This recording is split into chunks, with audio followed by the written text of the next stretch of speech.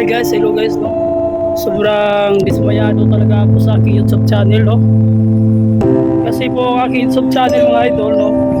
Humihingi po ako ng tulong sa inyo mga idol, no. Kung pwede lang po, wag mo nang lagyan ng ano na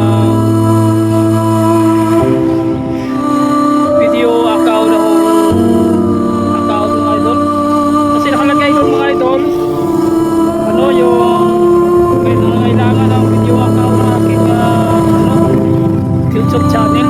Kaya nawala po yung mga ads ko mga idol, no? Wala talaga yung mga ads ko. Wala din akong decision sa aking YouTube channel, no? So aking YouTube channel mga idol, wala na akong ads mga idol. So, humihingi ako ng tulong sa inyo mga idol kung paano ito gawin mga idol, ibalik ang aking ads. Kasi wala talaga akong ads mga idol eh. Kahit na pumunta ako sa setting mga idol,